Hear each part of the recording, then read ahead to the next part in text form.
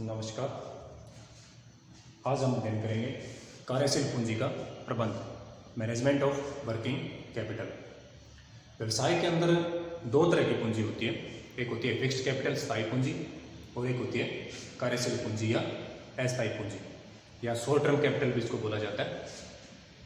Business की जो आवश्यकताएं होती है कुछ ऐसी होती है जैसे कि बिल्डिंग के लिए, बिजनेस को स्टार्ट करने के लिए इन्वेस्टमेंट हम जो करते हैं, मशीनरी के लिए, प्लांट के लिए, ये सारी आवश्यकताएं स्थिर होती है, इनका इन्वेस्टमेंट एक बार करना होता है। इसके लिए जिस पूंजी की आवश्यकता होती है उसको बोला जाता है स्थिर पूंजी या स्थायी पूंजी, फिक्स्ड कैपिटल। एक दूसरे तरह की आवश्यकता होती है जो रोजमर्रा की आवश्यकताओं को पूरा करने के लिए बिजनेस में पूंजी की आवश्यकता पड़ती है, पैसे की आवश्यकता पड़ती है, जैसे कि कच्चा माल खरीदने के लिए, देनदारों को भुगतान करने के लिए, मजदूरी का भुगतान करने के लिए, डेली के जो खर्चे हैं उनका भुगतान करने के लिए। इन सब खर्चों की आवश्यकता की पूर्ति के लिए जिस पूंजी की आवश्यकता होती है उसको क्या कहा जाता है? वर्किंग कैपिटल कहा जाता है, कार्यशील पूंजी कहा जाता है। इस लेक्चर के अंदर हम यही देखेंगे कि कार्यशील पूंजी की अवधारणा क्या है, किन फैक्टर्स के ऊपर ये डिपेंडेंट होती है।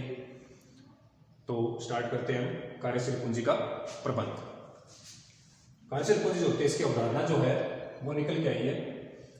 इसकी पहले जो अवधारणा है वो है परिमाणात्मक या सकल पूंजी की अवधारणा। ये जो अवधारणा है ये क्या कहती है कि आपके पास जितनी भी करंट एसेट्स हैं, जितनी भी आपके पास क्या है करंट एसेट्स हैं, वो सारी की मिलकर क्या बनती है? कार्यशील पूंजी बनती है।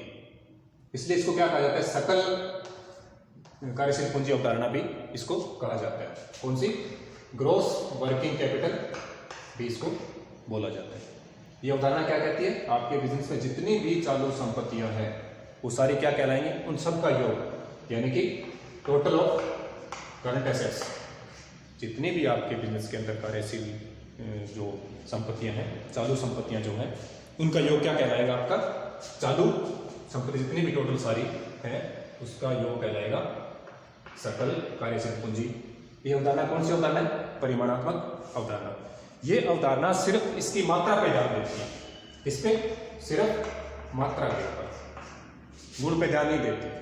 क्या वास्तव में बिजनेस के अंदर पैसा है या नहीं है, वो उपलब्ध है या नहीं है, ये सिर्फ इसके किस पे ध्यान देती है? ओनली क्वांटिटी के ऊपर ध्यान देती है, क्वालिटी के ऊपर ही ध्यान नहीं देती। इसलिए इसको क्वांटिटी मेथड भी इसको बोला जाता है। तो पहली अवधारणा हमने कौन सी देखी?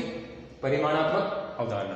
परिमाणात्मक अवधारणा क्या कहती है कि आपके बिजनेस में जितनी भी कार्यशील जो आपकी पूंजी निकलेगी वो कैसे निकलेगी? टोटल ऑफ करंट एसेट्स, यानी आपकी चालू संपत्तियों का योग जो है वो क्या कहलाएगा? परिमाणात्मक अवधारणा के अनुसार कार्यशील पूंजी कहलाएगा। ठीक है। तो इसको दूसरा इसका उपनाम क्या है? सकल कार्यशील पूंजी, ग्रॉस वर्किंग कैपिटल भी इसको बोला जाता है। पहले अगर सवाल में आपको दिया और मिल जाए कि ग्रॉस वर्किंग कैपिटल कैसे निकालेंगे, फॉर्मूला अगर आपको बोले कि आप निकालिए ग्रॉस वर्किंग कैपिटल, तो इसका फॉर्मूला क्या होगा? टोटल ऑफ करंट एसेट्स, ये आपकी कहलाएगी ग्रॉस वर्किंग कैपिटल, सकल कार्यशील पूंजी। अब इसकी दूसरी अवधारणा आती है गुणात्मक अवधारणा।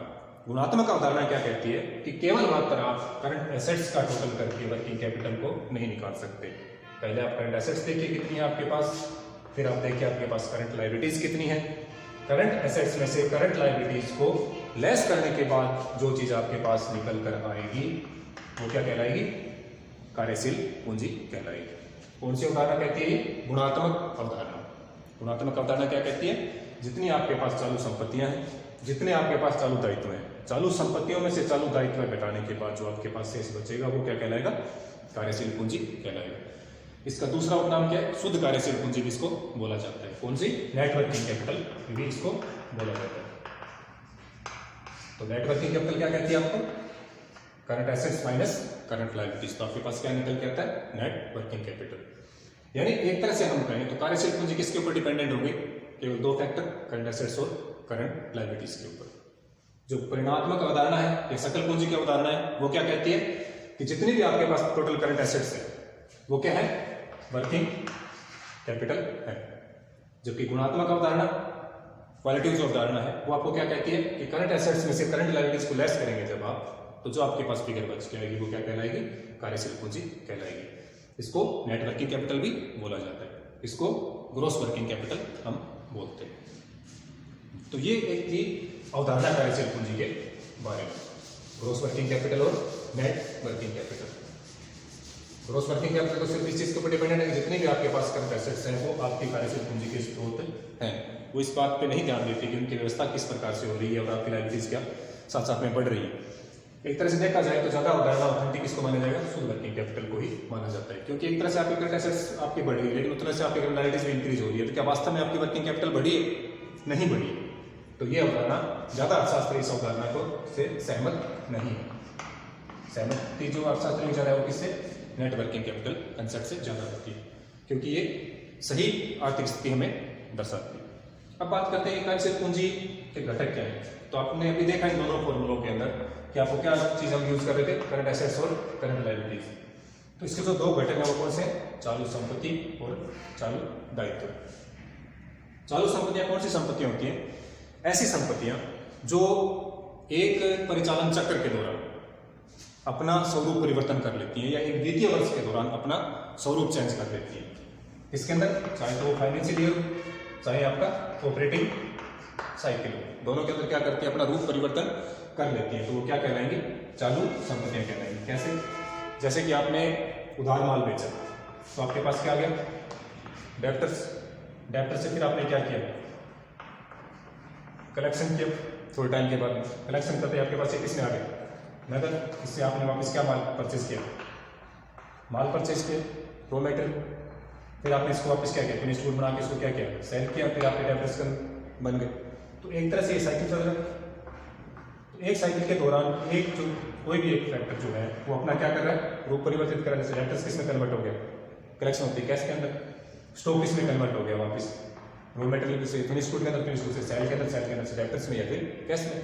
तो जब ऐसी भी कोई संपत्ति जो एक परिचालन चक्र के दौरान या एक वित्तीय वर्ष के दौरान अपना रूप परिवर्तित कर लेती है उसको क्या कहेंगे, चालू संपत्ति कहेंगे। इसी तरह से दूसरा इसका जो घटक है वो क्या है, चालू दायित्व, करंट लायबिलिटीज। ऐसे दायित्व है या ऐसी देनदारी हमारी जो हमें एक वित्तीय वर्ष के अंदर क्या होती है, फाइनेंशियल ईयर के अंदर हमें चुकानी होती है, उसका भुगतान हमें करना होता है। तो उसको क्या बोला जाएगा, चालू दायित्व। तो जो आपकी वर्किंग कैपिटल कंसेप्ट है ये इन दोनों चीजों के ऊपर क्या है, डिपेंडेंट है। किस किस के ऊपर, चालू संपत्ति के ऊपर और चालू दायित्व के ऊपर। चालू दायित्व आपको बता दिया गया कि नहीं, ऐसा कोई देनदारी हमारी जो कि हमें उस पीरियड के दौरान हमें उसको क्या होता है, चुकाना होता है। अब कई बार सवाल में कार्यशील पूंजी के प्रकार पूछ लिए जाते हैं। हमने अवधारणा पढ़ी, आपको कई बार पूछते जाता है कि कार्यशील पूंजी कितने प्रकार की होती है। तो आप क्या कह सकते हो, आप अवधारणा के आधार पर बता सकते हो। दूसरा मेथड आप ग्रॉस और नेट के आधार पर बता सकते हैं, दोनों एक ही बात है। तो आप क्या कहेंगे, वर्किंग कैपिटल के दो प्रकार होते हैं, ग्रॉस वर्किंग कैपिटल और net working capital. Gross working capital में हम क्या लेके चलेंगे, टोटल करंट एसेट्स, और नेट वर्किंग कैपिटल में हम क्या लेके चलेंगे, current assets minus current liabilities. तो ये दो अवधारणाएं हमारे पास क्या आते हैं, वर्किंग कैपिटल के बारे में निकल के आते हैं। इसके अलावा जैसे वर्किंग कैपिटल के जो टाइप्स हैं, कई बार बोले जाते हैं मौसमी वर्किंग कैपिटल पूछ लेते हैं। कुछ ऐसे उद्योग धंधे होते हैं जिनमें एक तो होता है, जैसे आपको कई एग्जाम्पल मिलेगा कि इसके प्रकार में दिया मिलेगा कि स्थायी कार्यशील पूंजी।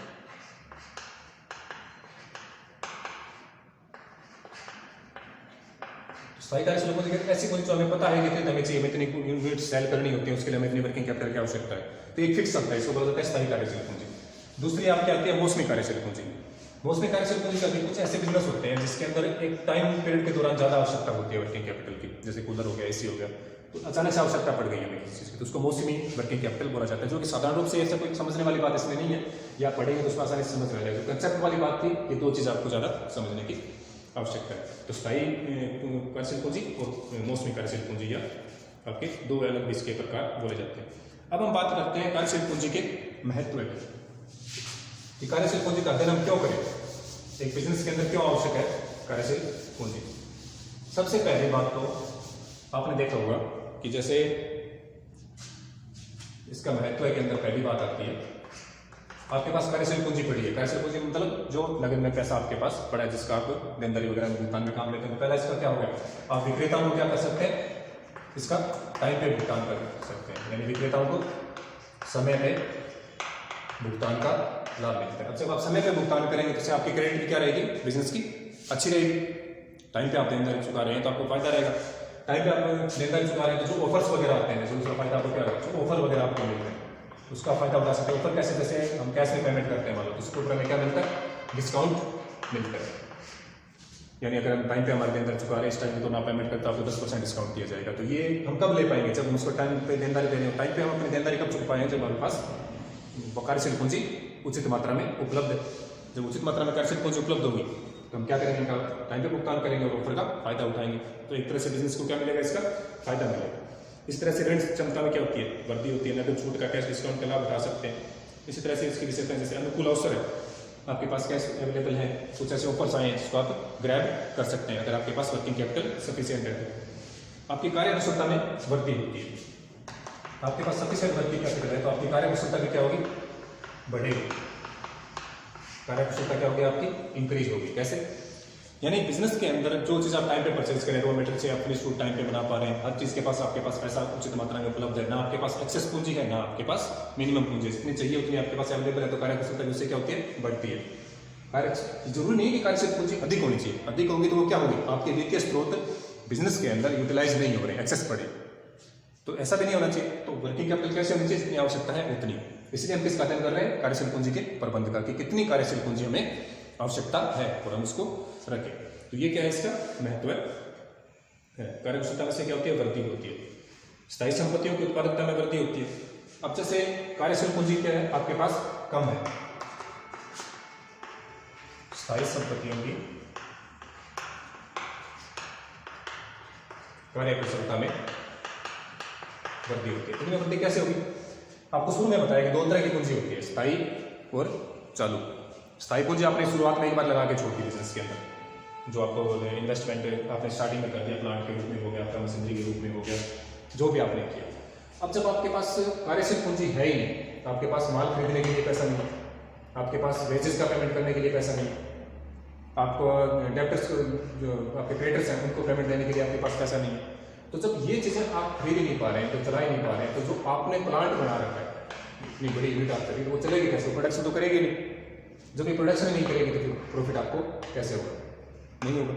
यानी इस यूनिट को पूरी को चलाने के लिए हमें इन चीज़ों के लिए क्या होना चाहिए, हमारे पास पैसा होना चाहिए। यानी अगर स्थायी संपत्तियों को कार्यकुशलता से यूज करना है तो हमारे पास उचित वर्किंग कैपिटल होनी चाहिए। यानी इसका महत्व क्या हुआ कि अगर हमारे पास वर्किंग कैपिटल सफिशिएंट है तो इसे हम क्या करेंगे, स्थायी संपत्तियों की भी कार्यकुशलता में हम क्या कर सकते हैं, वृद्धि करते हैं।